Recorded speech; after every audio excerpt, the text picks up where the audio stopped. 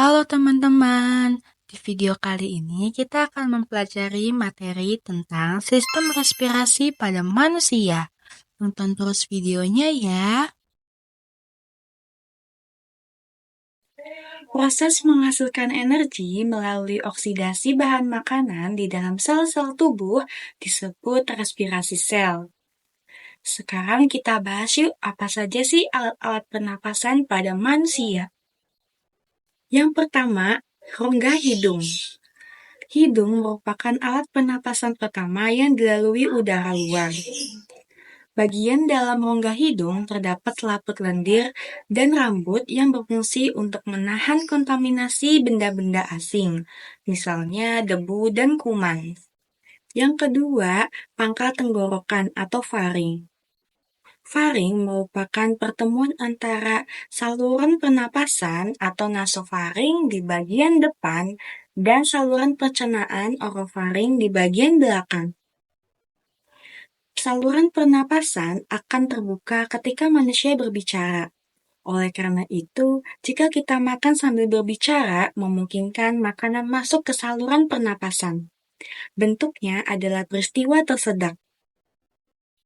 Pada bagian belakang faring terdapat laring, dan pada laring terdapat pita suara.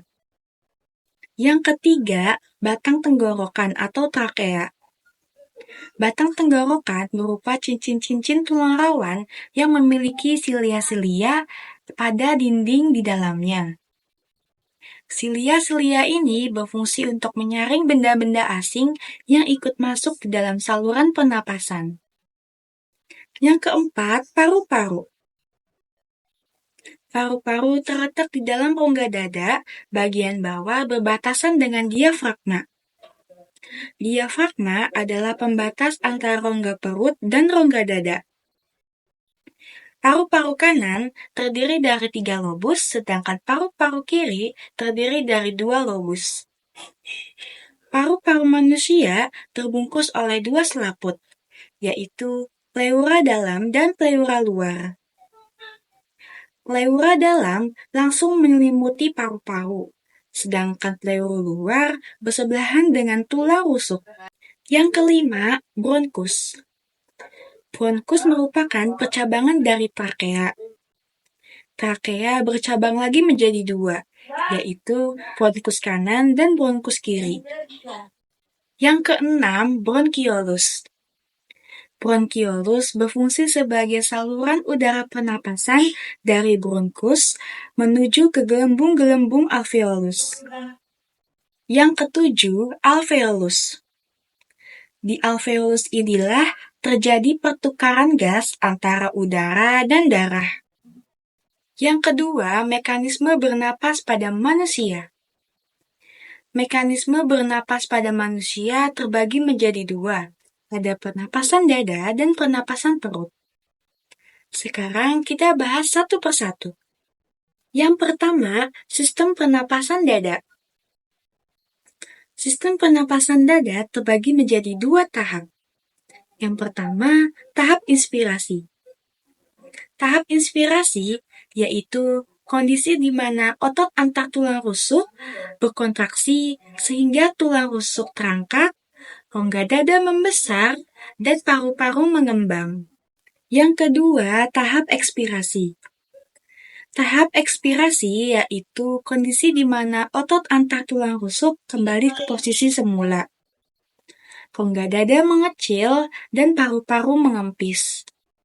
Yang kedua, sistem pernapasan perut. Sistem pernapasan perut terbagi menjadi 2 tahap. Yang pertama, tahap inspirasi. Tahap inspirasi yaitu kondisi di mana otot diafragma berkontraksi sehingga rongga dada membesar dan paru-paru mengembang. Yang kedua, tahap ekspirasi. Tahap ekspirasi adalah kondisi di mana otot diafragma berrelaksasi dan otot dinding perut berkontraksi, sehingga otot diafragma kembali ke posisi semula.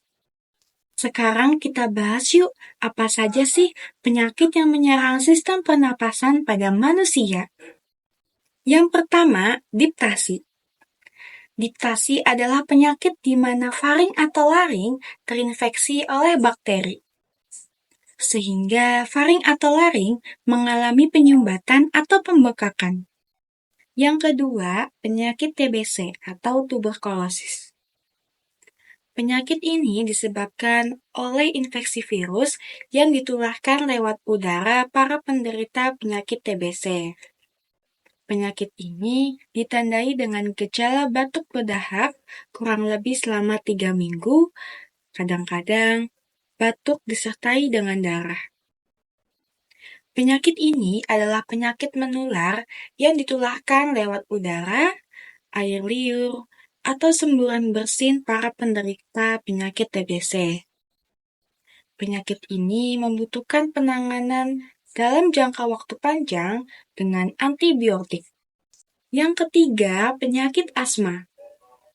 Asma adalah kondisi di mana saluran pernapasan mengalami penyempitan, sehingga udara sulit masuk dan menyebabkan sesak napas. Penderita asma akan mengalami batuk, napas yang berat serta berbunyi, dan sesak napas yang hebat. Cara pengobatannya dengan diberi obat yang mengandung epinefrin atau isoproterenol. Yang keempat, pneumonia. Pneumonia adalah kondisi rahang paru-paru atau dengan istilah paru-paru basah. Kondisi ini menyebabkan peradangan pada alveolus. Akibatnya, alveolus dipenuhi cairan atau nanah sehingga penderita akan mengalami kesulitan bernafas. Penderita penyakit ini akan mengalami batuk, demam, sesak napas, menggigil, dan kelelahan. Upaya pencegahan pada penyakit ini adalah dengan menjalani vaksinasi, memperkuat daya tahan tubuh, tidak merokok, dan tidak mengkonsumsi minuman beralkohol. Nah, cukup sudah materi kali ini tentang sistem respirasi pada manusia. Semoga bisa dapat bermanfaat. Kurang lebihnya mohon maaf. Terima kasih.